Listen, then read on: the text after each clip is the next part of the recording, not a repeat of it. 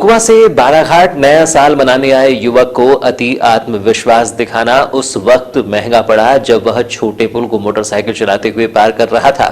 चूंकि छोटे पुल में मिट्टी पड़ी होने से मोटरसाइकिल से आ रहे युवक की मोटरसाइकिल अनियंत्रित हो गई, जिससे मोटरसाइकिल सहित युवक वैनगंगा नदी में गिर गया, जिसकी पानी में डूबने से मौत हो गई, जिसे होमगार्ड और एसडीआरएफ के दल द्वारा बाहर निकाला गया।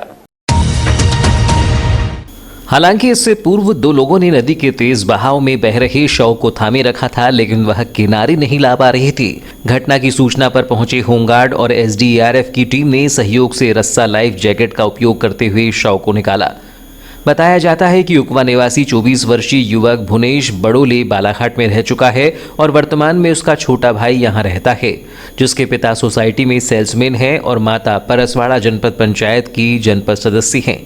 चूंकि पिता के बीमार रहने पर युवक पिता की जगह सोसाइटी में लेखा कार्य करता था, जो 1 जनवरी को बालाघाट नया साल मनाने आया था। दोपहर लगभग 2 से 3 बजे के बीच अपने दोस्त रॉबिन शेंडी के साथ वह छोटे पुल से मोटरसाइकिल पार करने का प्रयास कर रहा था।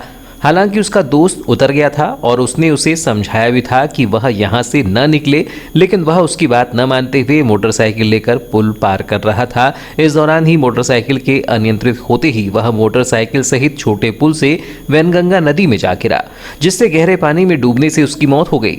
शव उफन कर नदी के तेज बहाव में बह रहा था। इस दौरान ही नदी में नहा रहे 2 युवकों ने शव को पकड़ लिया और लोगों से उसे बाहर निकालने के लिए मदद मांगती रही। हम दोनों डेंजर होते हुए छोटा पुल है, तो छोटे पुल में जाने के लिए रास्ता नहीं था। मैंने मना करा इसको कि नहीं जाते करके, तो वो बोले मैं जाऊंगा करके। तो मैंने बोला मेरे को पैदल उतार दे, तो जहाँ रिवर वहाँ काम हो रहा है छोटे पुल में, मैं वहाँ से पैदल हो गया। फिर ये आगे और आगे गिरने की आवाज़ आई, मतलब मैंने देखा कि गिर गया, तो मैं दौड़ते दौड़ते आया। इसके बाद सर ये डूब चुका था। क्या नाम है इसका? भुवनेश बड़ोले। कहाँ रहते हैं? उकवा में। यहाँ कैसे आए? सर दोस्त तो लोग हैं, तो आया था घूमने सब। नए साल किस में? जी। तब तक कंट्रोल रूम से मिली सूचना पर होमगार्ड और एसडीआरएफ टीम घटना स्थल पर पहुंच चुकी थी, जहां लोगों के सहयोग से रस्सा लाइफ जैकेट का उपयोग करते हुए शव और मोटरसाइकिल को बाहर निकाला गया।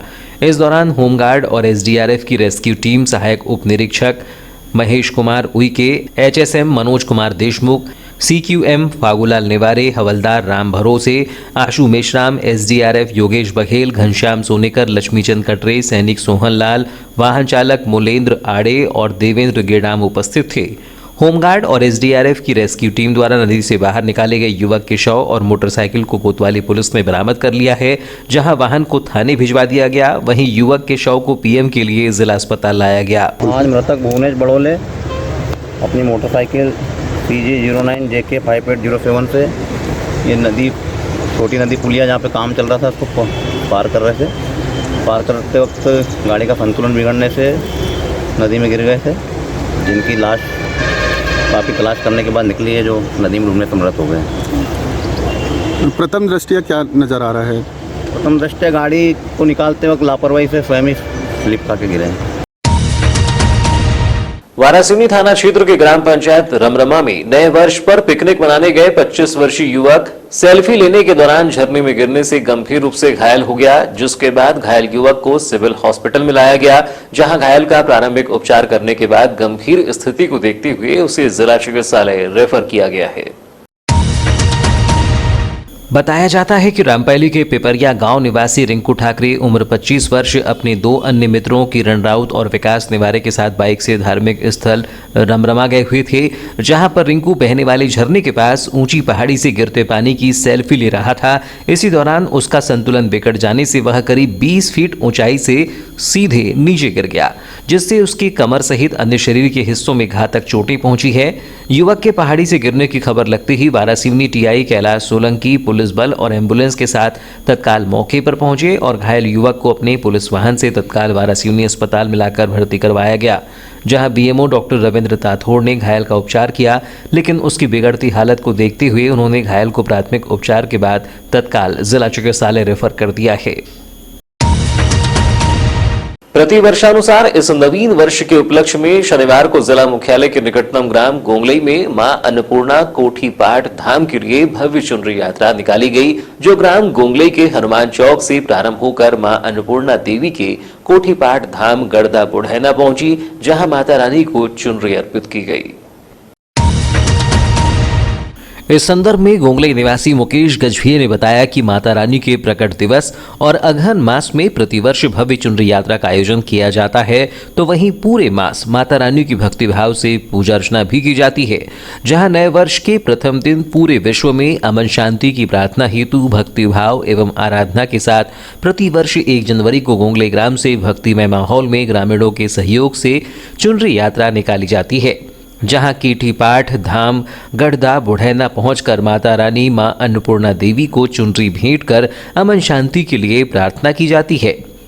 आयोजित की गई यह चुनरी यात्रा ग्राम गोंगली से प्रारंभ होकर नवीगांव, नेत्रा, लिंगा, लोहारा, परसपानी, गढ़दा, बुढ़ैना होते हुए मां अन्नपूर्णा कोठीपाट धाम पहुंची, जहां मां के दरबार पहुंचकर माता रानी को भक्तिभाव से नववर्ष के अवसर पर चुनरी भेंट की गई। साथ ही माता रानी के दरबार में हवन पूजन का भी भव्य कार्यक्रम आयोजित किया गया। उसके उपरांत दरबार में विशाल भंडारे का भी आयोजन हुआ, जिसमें बड़ी संख्या में श्रद्धालुओं ने प्रसाद ग्रहण किया। मध्य प्रदेश माध्यमिक शिक्षा मंडल द्वारा 10वीं एवं 12वीं बोर्ड की परीक्षाओं को लेकर शिक्षा विभाग ने तैयारी प्रारंभ कर दी है। मिली जानकारी के अनुसार इस वर्ष परीक्षा नए पैटर्न में आयोजित किए जाने की बात कही जा रही है। चूंकि बीते वर्ष कोरोना के कारण परीक्षा नहीं हो सकी थी, जिसके चलते इस वर्ष कोरोना की वजह से बोर्ड की परीक्षाएं 1 महीने पहले आयोजित की जा रही हैं। हालांकि अब तक बोर्ड परीक्षाओं का टाइम टेबल जारी नहीं किया गया है, लेकिन संभावित 16 से 17 फरवरी से परीक्षा होना है। वहीं सूत्रों की माने तो इस वर्ष बोर्ड परीक्षा के पुनर्मूल्यांकन को लेकर भी नए नियम तय किए जा सकते हैं।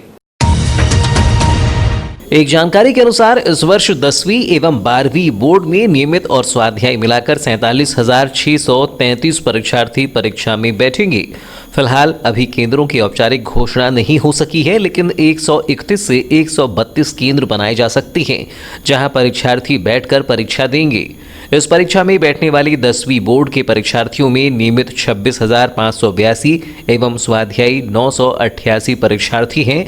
इस तरह इस परीक्षा में 27,570 परीक्षार्थी बैठेंगे। वहीं 12वीं बोर्ड में 18,941 नियमित और 1,097 स्वाध्यायी के साथ ही व्यावसायिक पाठ्यक्रम के 25 परीक्षार्थी को मिलाकर 20,063 परीक्षार्थी परीक्षा में बैठेंगे। इस तरह कुल मिलाकर 10वीं एवं 12वीं बोर्ड में 47,633 परीक्षार्थी शामिल होंगे। दरअसल प्रदेश में तेजी से बढ़ रही कोरोना मामलों ने चिंता बढ़ा दी है। बीते वर्ष कोरोना के कारण परीक्षाओं का आयोजन नहीं हो सका था। वहीं इस वर्ष बढ़ते कोरोना के कारण सुरक्षा प्रबंधों की प्राथमिकता के साथ परीक्षा आयोजित कराने की है। यदि निर्धारित समय सीमा में परीक्षा प्रारंभ होती है तो परीक्षा में जिले के पंजीकृत परीक्षार्थी शामिल हो सकेंगे। इतना ही नहीं, सूत्रों की माने तो छात्रों के वैकल्पिक परीक्षा परिणाम जारी किए जाने को लेकर भी बोर्ड द्वारा निर्देश जारी किए जाने की बात कही जा रही है। इसके साथ ही छात्रों को पुनर्मूल्यांकन की सुविधा भी दी जा सकती है। हालांकि इसके लिए बोर्ड ने अब तक कोई लिखित निर्देश जारी नहीं किया है, लेकिन ऐसा विचार चल रहा है। यदि ऐसा होता है कि एक बार फिर 10वीं एवं 12वीं बोर्ड परीक्षार्थियों को एक विषय की कॉपी फिर से रीचेक करने की सुविधा मिलेगी। 1 जनवरी को महाकौशल के लाडले नेता गौरीशंकर बिसेन का जन्मदिन सेवा दिवस के रूप में मनाया गया। गौरी भाऊ के जन्मदिन पर सेवार्थ किए गए कार्यों और बधाइयों का सिलसिला सुबह से प्रारंभ होकर देर रात तक चलता रहा। इस दौरान भाजपा कार्यकर्ताओं और समर्थकों ने उनके दीर्घायु और यशस्वी जीवन की कामना की। जन्मदिन में दिन की शुरुआत भगवान के पूजन और सेवार्थ कार्य से की गई। सर्वप्रथम जन्मदिन पर गौरी भाऊ ने नगर के मंदिर में पूजा अर्चना की और प्रदेश एवं जिले की सुख समृद्धि की कामना करते हुए वैश्विक महामारी कोरोना बीमारी से दूर रखने के लिए ईश्वर से प्रार्थना की। जन्मदिन पर अपने मंदिरों में पूजन और स्नेही जनों से मुलाकात की, जो उन्हें बधाई देने पहुंची थी। 1 जनवरी को पूर्व मंत्री एवं विधायक गौरीशंकर बिसेन का जन्मदिन तुर्कर भवन में मनाया गया, जहां पार्टी ने उनके जन्मदिन पर बूंदी का बड़ा लड्डू और केक काटा गया।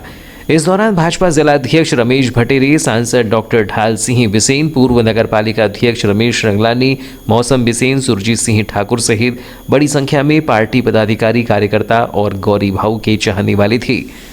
भाजपा नगर अध्यक्ष सुरजीत सिंह ठाकुर ने बताया कि प्रति वर्षानुसार इस वर्ष भी उनके समर्थकों द्वारा जन्मदिन मनाया गया है।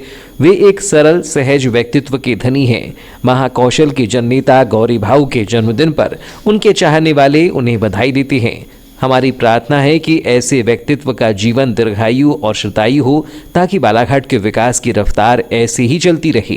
प्रतिवर्षानुसार भाऊ का जन्म सभी समर्थक मिलकर मनाते हैं। चूँकि हमारे जिले को ऐसे एक जननेता, विकास पुरुष जो हर समय हर व्यक्ति की चिंता करते हैं, सहज सुलभ और सरल नेतृत्व के धनी आदरणीय हम सबके लाडले गौरी भाऊ का जन्मदिवस पूरे उत्साह और उमंग के साथ सभी समर्थक मिलकर मनाते हैं। जिस कड़ी में आज यहाँ तुरकर भवन में पूरे बालाघाट जिले अपितु पूरे महाकौशल क्षेत्र से यहाँ पर आगंतुक लोग आकर हमारे लाडले नेता आदरणीय भाऊ को शुभकामनाएं दे रहे हैं और हम सब यही मनोकामना करते हैं कि ऐसे जन नेता दीर्घायु हो, शतायु हो, जिससे हमारे बालाघाट और महाकौशल क्षेत्र का विकास सतत हो।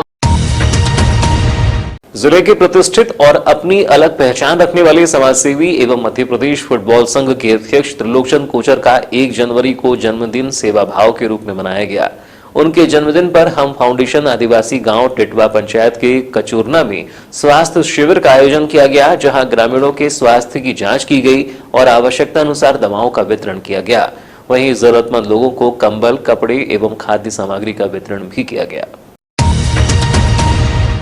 गौरतलब हो कि त्रिलोकचंद कोचर मध्य प्रदेश बास्केटबॉल वॉलीबॉल संघ महावीर इंटरनेशनल संस्था के पूर्व अध्यक्ष की भी बखूबी जिम्मेदारी संभाल चुके हैं और वर्तमान में जैन विक्षण हॉस्पिटल के अध्यक्ष हैं। समाजसेवी त्रिलोकचंद कोचर का जन्म सन 1949 में बंगाल के कोलकाता शहर में हुआ था।